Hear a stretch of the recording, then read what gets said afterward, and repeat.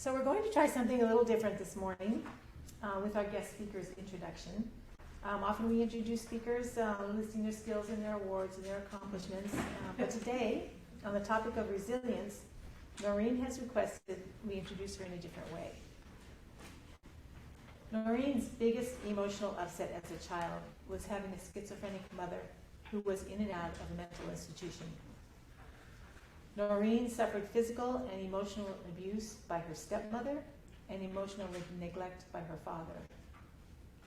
She married at age 17 to someone who was 17 years older and who was a binge drinker. After 7 years of marriage, she was asked for a divorce by her husband because he had supposedly gotten another woman pregnant.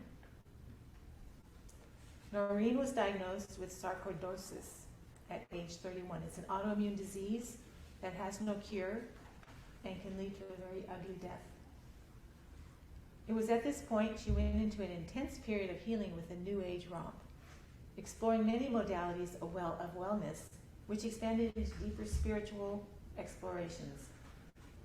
She has faced other challenges along the way, but she wanted all to know what qualifies her for her talk today on resilience. We look forward to hearing more of Noreen's resilience-making life journey. Welcome, Noreen.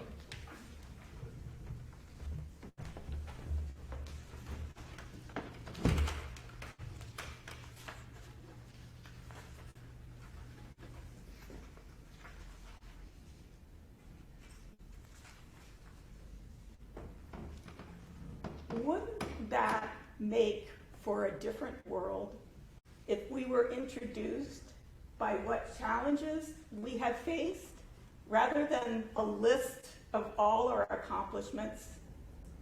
It's what binds us all together. Everyone has suffered at one point in our lives, some far more than others. I have a bad story, but believe me, there's people who have suffered far worse than I have and have not been cushioned by white privilege. We've experienced extraordinary times here on the coast lately.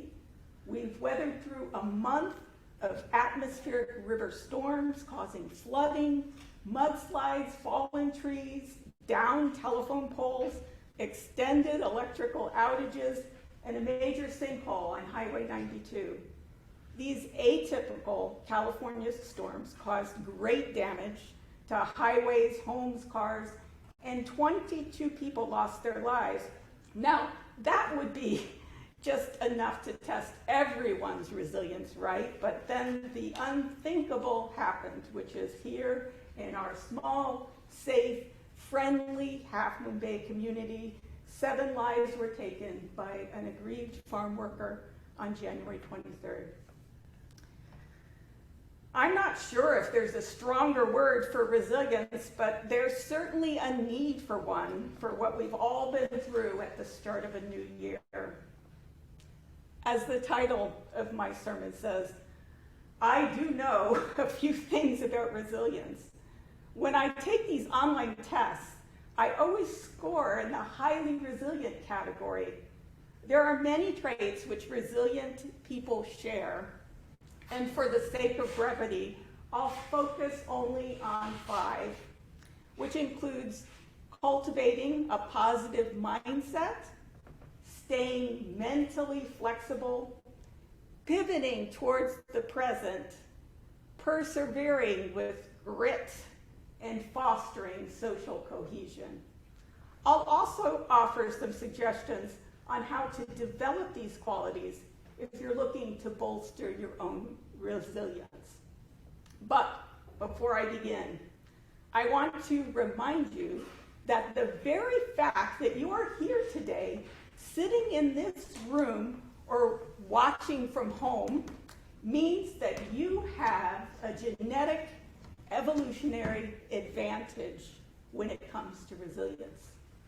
Take a moment to reflect on all the natural disasters, starvation, plagues, wars, exploitation, persecution, you name it. Your ancestors made it through. dating back to the time of the first hominid fossil records, somewhere around 6 million years ago. Don't you find that completely astonishing? Reflecting on how our collective ancestors' resilience has brought you all here today to hear a sermon about resilience.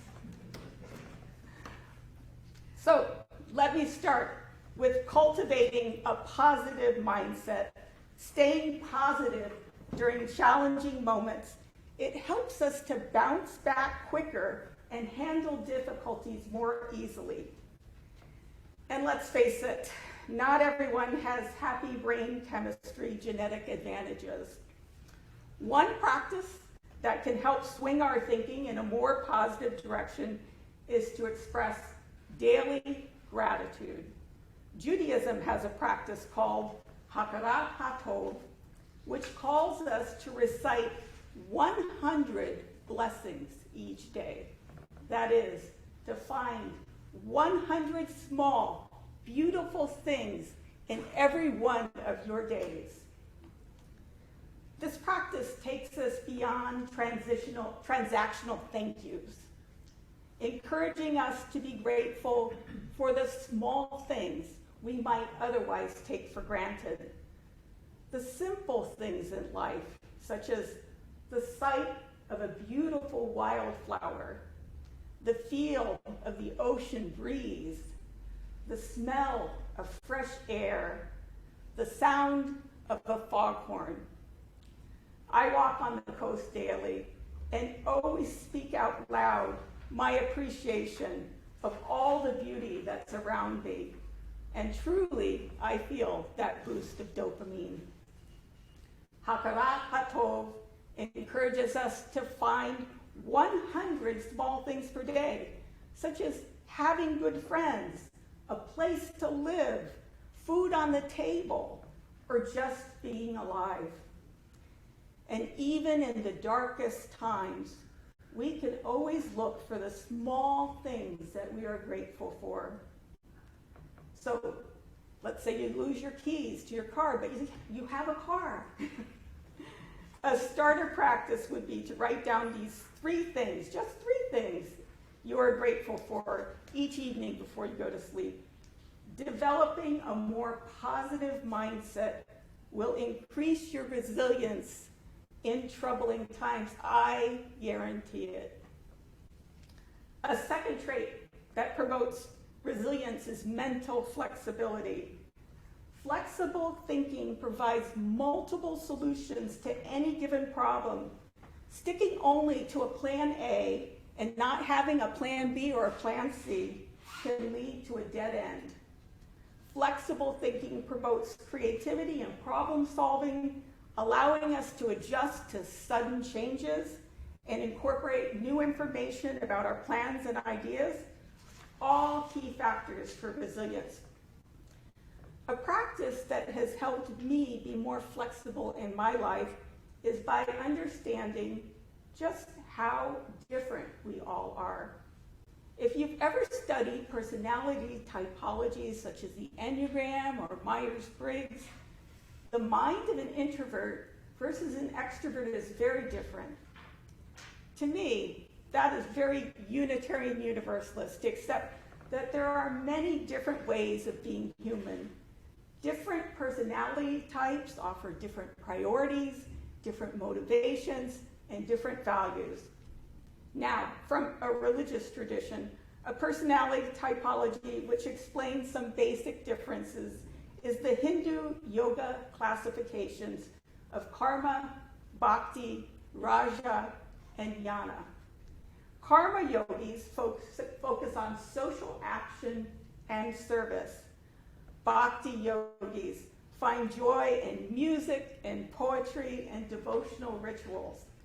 Raja yogis pursue the quietude of meditation and self-reflection, and jnana yogis like reading books, attending lectures, and using their intellects for self-enrichment. Just like with UUCC services, some people only want to hear the sermon, And others are inspired by the devotional elements of the music and the art, the ritual and the poetry, and some, rightly so, want an emphasis on how we can do real good in the world with volunteer service and social justice work. So, taking that first step of recognizing such differences helps to soften inflexibility and thinking that there's only one right way to meet a challenge. Open-mindedness and flexible thinking make room for listening to the ideas of others who might think very differently from you. When you are brainstorming with a group on how to solve big problems, it's important to keep in mind our different personality typologies. Now, a third trait which promotes resilience is pivoting towards the present. To meet a current crisis, it's important to have your full attention to the problem at hand. Anxiety disorders are heightened when we ruminate about the past or we worry about the future. When times are really tough, one's problem-solving prowess should not be clouded by past resentments or fear about an unknown future. The Christian notion of forgiveness is a powerful tool to unburden oneself from the past. As my introduction said, I went through periods of extreme loneliness as a child. My parents divorced when I was only 6, and my mother spent most of my childhood in mental institutions. I was placed in boarding schools twice, once at age 12 and again through high school. I'll spare you all the details, but working on forgiving my parents for an imperfect childhood was a huge factor in bringing me into present time. My mother had a brain disease, and there's no doubt that she loved her children in spite of her affliction. My father suffered from PTSD from World War II and escaped many of his demons through workaholism. My stepmother grew up dirt poor, and her bad treatment of me was absolutely better than what I experienced as a child. It took a number of years of therapy to release my resentments against my early caregivers, but it was worth it. It's really quite liberating no longer to be tied to those past hurts. And as for my first husband, there was quite a bit of love in that relationship.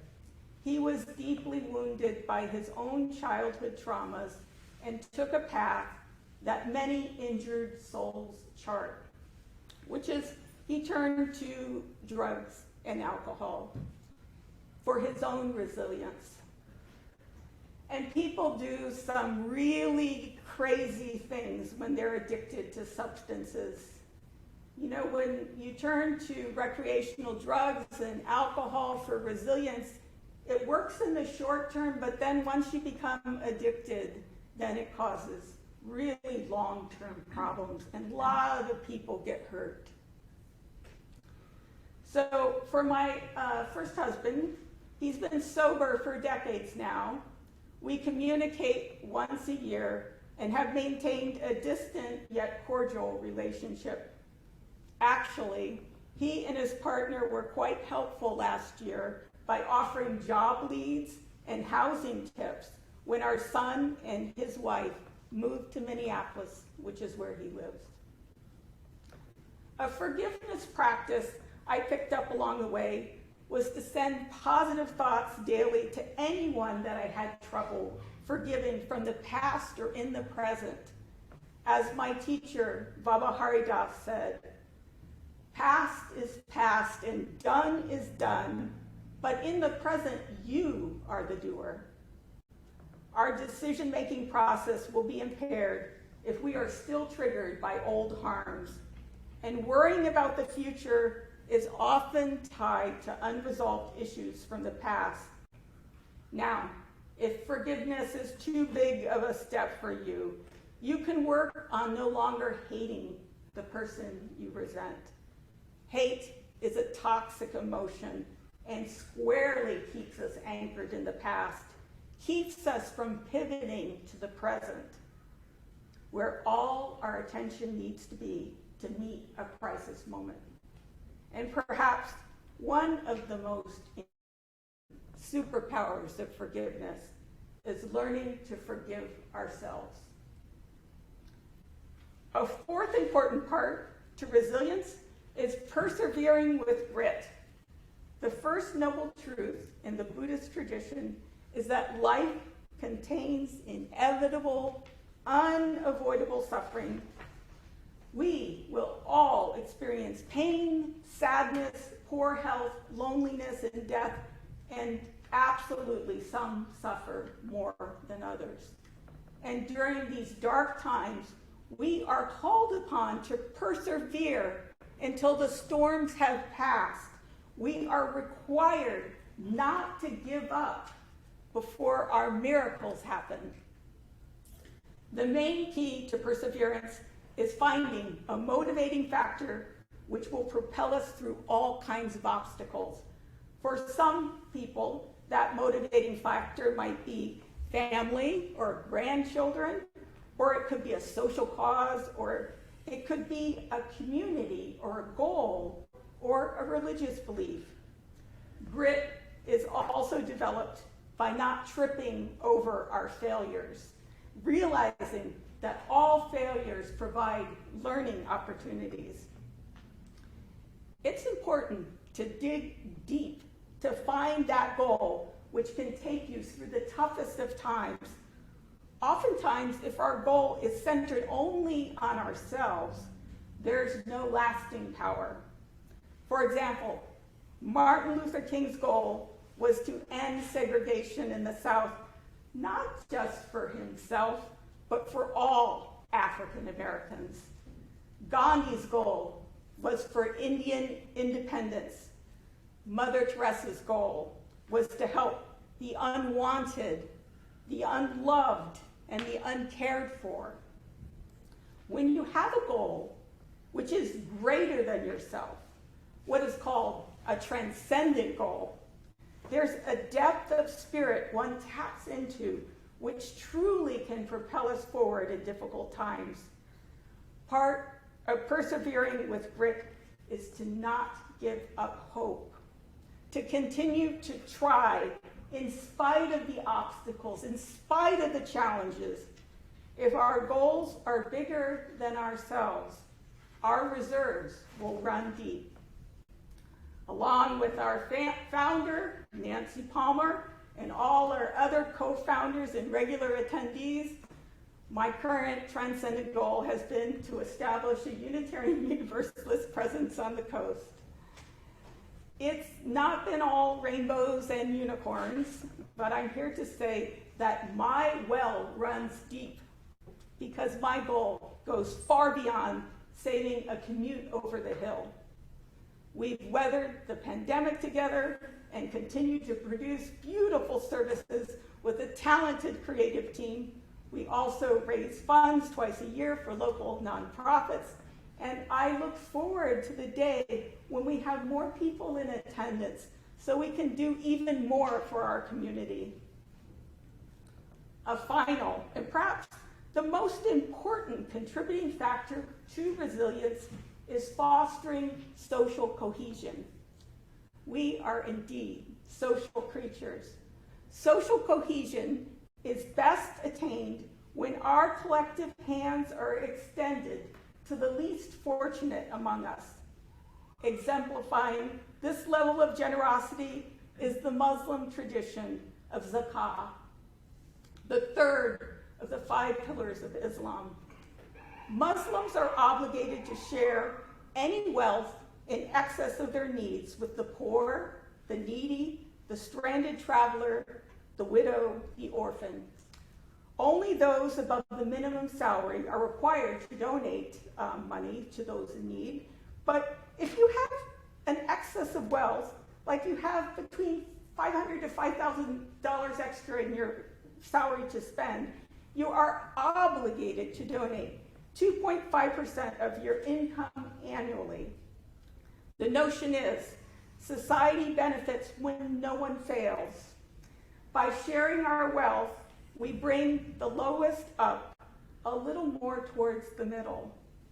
I'm happy to say that for decades, Bill and I have met the standard with our yearly donations to charity. So no matter what trait one has, there will be always times in our lives when we are hit low, have no reserves, and we cannot do it ourselves. We absolutely need a helping hand. This is one of the principal strengths of meeting as a church community, to help one another in need, to provide that hand up when necessary. And I know our Compassionate Caring Committee has stepped up in times of need. And I've personally benefited after knee surgery from the help that I received from this beloved community. We just need to remind ourselves sometimes that it's okay to ask for help. So let me pause and breathe out and express my thanks for each and every one of you. My heart feels such gratitude to you being here today, for your listening to me here today, to each of you from watching from home, to you who have come for the very first time, to all of you who continue to help with UUCC service productions, and to each of you who continue to share your wealth and your time with this beloved community. And last but not least, to my dear husband, Bill, who enriches my life in so many ways, making suggestions and edits in all of my sermons. Today, I have many, many more than 3 or 103 beautiful thoughts to write down before bed, because of each and every one of you here today. May it be so. Amen.